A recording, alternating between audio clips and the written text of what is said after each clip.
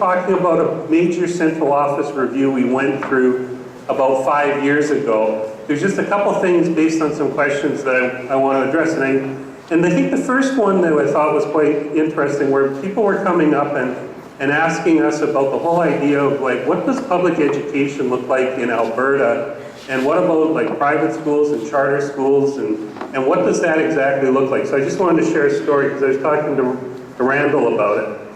So in Edmonton Public, as Sandra talked about yesterday, we really went through a major process of really ensuring that we had programs of choice and that we were listening to parents and we were empowering schools, and we became a big tent and we had a whole pile of alternative programs. And so therefore we have very few charter and private schools in Edmonton. And I contrast that with Calgary, that took a different approach of central, we know best, the whole bit, and they saw just a huge movement in charter and private schools. And what's been interesting was we started the programs of choice almost 15 years ago. And so we brought a lot of people who were private schools and charter schools into our fold, and we haven't lost them. And I think the reason why we haven't lost them are two reasons, and it kind of follows up on what Judy was talking about. Part of it was listening to what your parents want and delivering on it. And the second part is being able to empower your staff within your schools to be able to deliver and to be able to do their best work and bring their A game. And then the third part is really limit as much as possible the amount of bureaucracy that gets in their way. But still, you don't really know kind of how you stack up. So the story I told Randall last night was about a couple years ago, about 3 years ago, we were working with an executive search firm to fill a position within the district.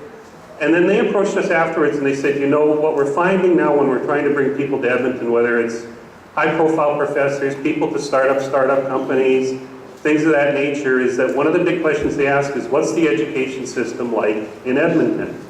So they were trying to bring up someone from Texas and wanted her to head up a brand new pharmaceutical company, and they really wanted to be able to get her.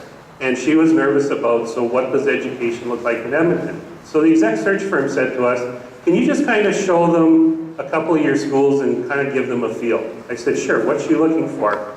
Well, her son's in a private Christian school with a heavy emphasis on technology and blended learning. Yeah, we got some of those. And her daughter's interested in going to an Ivy League school. Said, okay, looking for advanced placement. So yeah, we got a couple schools there. So we brought them in, and they went and toured our schools.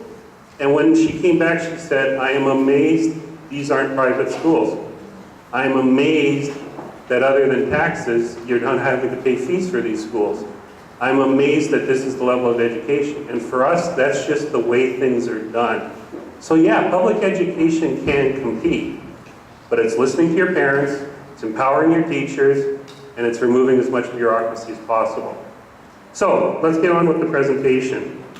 So about 5 years ago, and Sandra addressed this in her presentation yesterday, we really found we'd lost our way. Through a number of things that had occurred, we were becoming more centralized and top-down. We were finding things weren't working, and from a point of view of, we kind of moved from my result, your process, to what I would call almost site-based anarchy in some ways. And it wasn't working.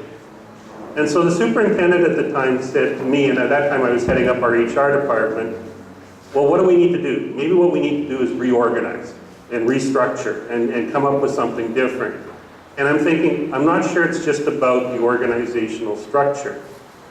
So I had an opportunity in the fall of 2009 to go to a course put on through one of our universities in Canada around organizational design. And what I found really quite fascinating was, and this gets back to some of what Tommy was talking about yesterday, was it was basing their whole process not on the whole idea of organizational structures and hierarchies and boxes, but on the IDEO design process. So I came back to Edmonton, and I said to Edgar, our superintendent, you know, I think we should look at approaching something like this. And under the category of no good deed goes unpunished, he said, great, you've got it. So I thought about it, and I thought, okay, this is going to be interesting, because as I said yesterday, I'm not a teacher, and I'm not a parent, and I haven't worked in a school, but okay, let's give this a try. So he said, well, what do you need? And I thought about it, and I said, you know, I'm going to need your support, but really, can you just let me run with it and be able to pick our team and look at a process and not to have any barriers? And he said yes. And so at that point in time, what we set out to do was we went with a very simple phrase. We need to be designed to. And we wanted to answer that question. And we wanted to involve a whole bunch of stakeholders from a point of view of saying, so in terms of central services, this is not about moving boxes on an org chart, but this is fundamental reset. We need to be designed to, and we want to involve people in that discussion. So we used the 4D model of design. We went through a define phase, went through a discover phase, the design phase, and then the do phase.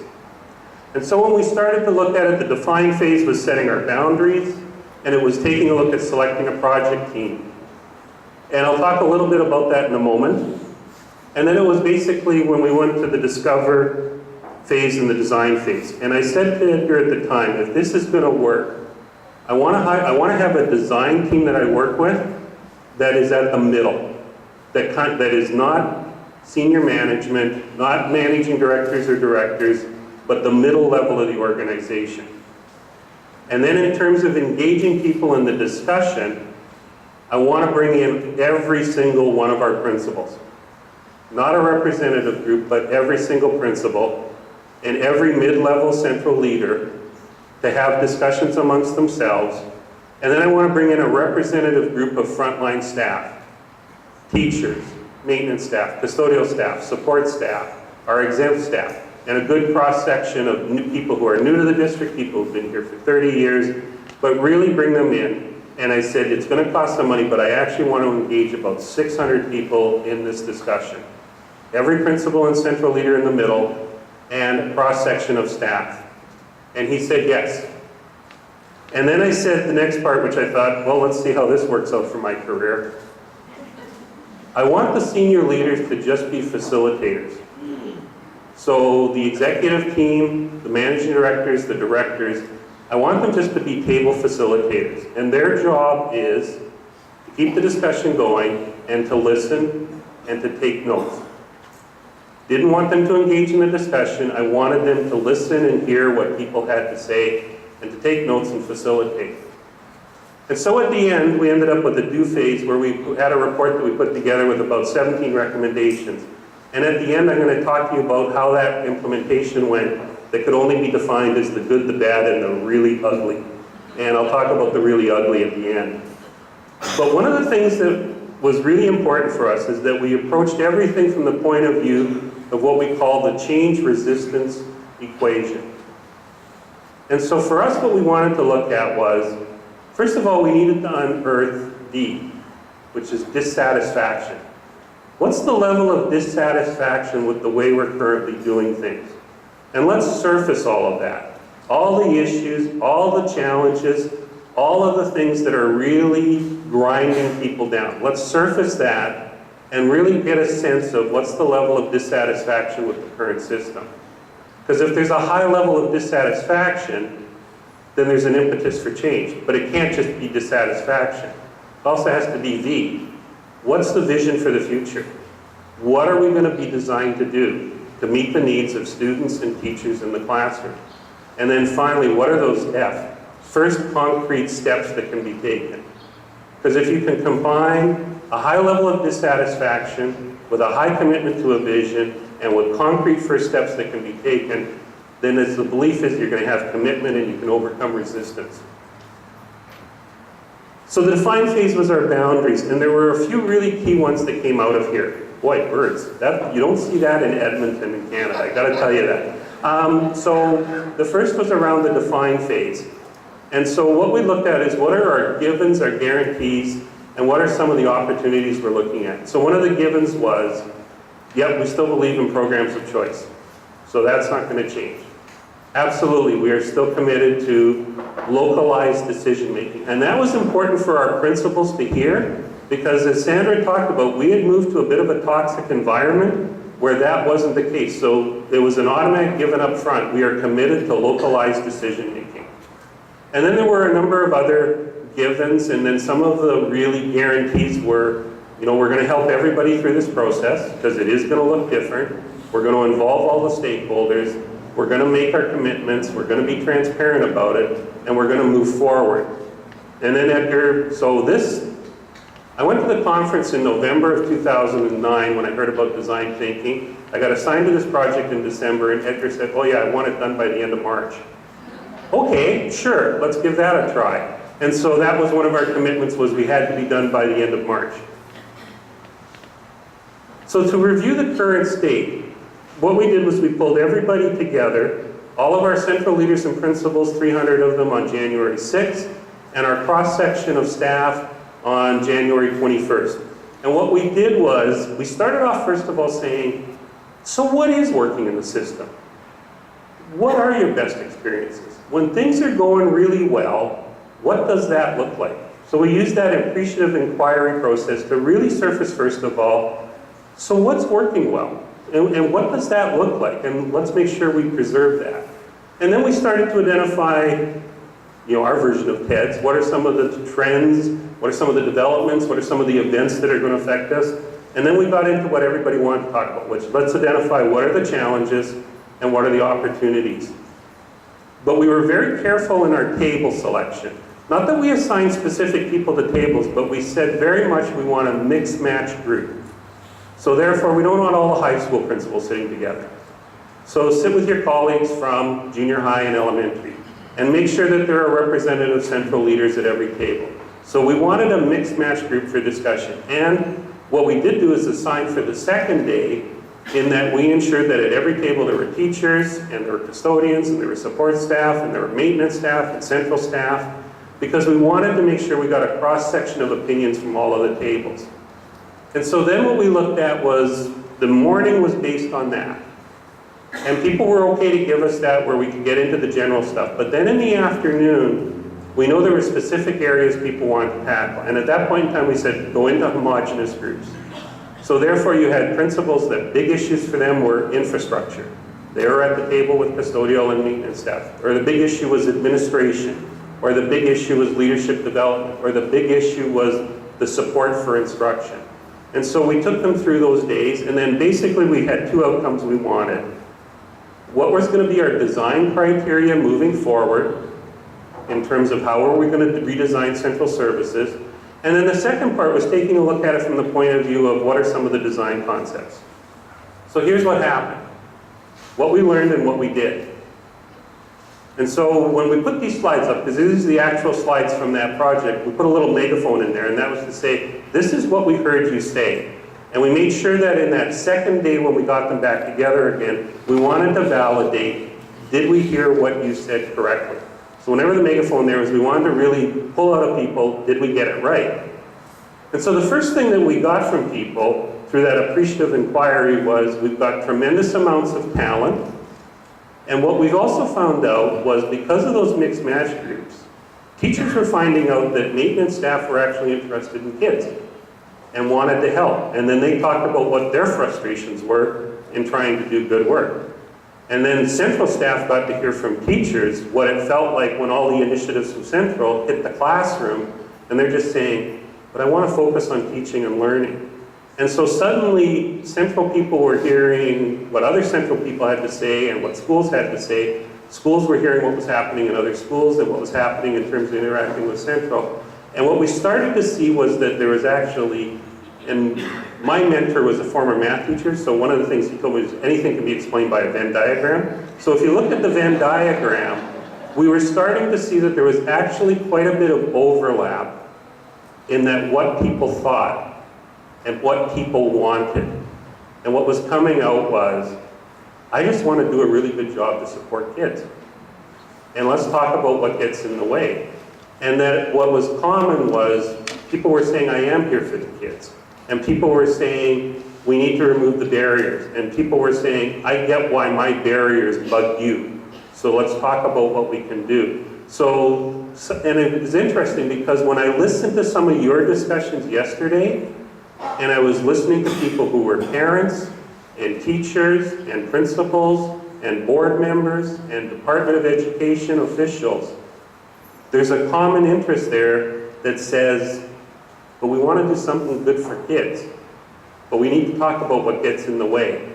And so that was part of our discussion. We received really good, clear direction from people. Be transparent, be transparent, be transparent.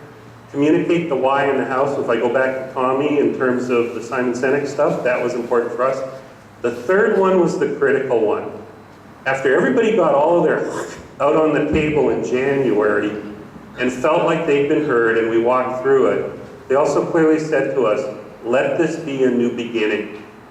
Let's not focus on everything that's gone wrong and rehash it again. We've had a chance to do that. I got to sit at a table and tell the assistant superintendent or the superintendent what I really thought as a teacher or custodian. I got a chance to get on the table. It was validated what we heard. Let this be a new beginning. Let's focus on moving forward and not rehashing what had happened in the past. And then make changes and align the resources accordingly. And then, like all good things, we also received some not so clear direction. Be bold. No, be cautious. Take the time to do it right. Take action immediately today. Just a tweak. Everything's kind of working really good. No, we got to completely overhaul the whole thing. And then finally, believe in the new, but recognize what's working. And for us, some of that was going back to the days when Mike was superintendent and bringing back some of that stuff that worked. We also did a whirl, similar to what Tommy talked about, where we brought out what everybody said was important. So when we pulled together the facilitators' notes from 80 different tables from 600 people, these were the words that resonated and came up more often than any other words. And what it came down to is, number one, this is about relationships and collaboration. And number two, this is about communication. And so that also informed where we went. The iceberg metaphor. So most organizational designs focus on what's above the water. Structures, groupings, how functions are linked, what kind of processes are in place, what kind of systems do you need. And while the people in the room were saying, yeah, we kind of want you to look at that, the reality is we really want you to look below the water, because really, this has nothing to do with structures. It's important, and we're going to need to talk about it and how we're designed, but what this really has to do with is culture and how we are as a group and how we work with each other and what's important to us and how we're going to move forward and what kinds of things are in place that allows us to build the culture. So for them, the let this be a new beginning was not about the structure, it was about the culture. And so 6 key themes emerged. The first one was we really need to do something about aligning our vision and aligning it in terms of our priorities, our plans, and our initiatives. And Sandra's going to talk a bit more about where we've gone with that. We got to get back to everybody supporting students first, and that being the only thing that we care about is how do we support students and how we are all in this together to do it. The whole issue, and it's interesting when you look at site-based decision-making and school-based budgeting, and Judy touched on this, if you're in a small school, some of that can be really tough. And they said, you know, we really want to talk about the whole fairness and equity piece around that. And I mean, Bruce and I can get into great arguments about how we should have done that, whether it was looking at the allocation system or where we went with an equity fund or things of that nature. But what was really interesting was it was coming out from people going, you know, this isn't just about me and my school, but you know, because as a principal, Lisa's in a great school right now, and she's got a ton of resources, but next year she could find herself, and she found herself in schools prior to this one, where she didn't have the resources. And so the equity question became an important one, and actually ended up becoming one of our cornerstone values. We need to balance standardization and flexibility with site-based decision-making, and we need to figure out a way to figure out how that's all going to work, because, you know, we are kind of in an anarchy mode right now, and we need to get back to that my results, your process. But geez, let's not really throw the baby out with the bathwater, but we want to talk about that a bit more. We had huge communications and information management issues, and then the final one, which was the critical one around culture, was enhancing our relationships and collaboration. Go back to that Wordle document where relationships and collaboration and communication were the most important words that came up and used over and over again.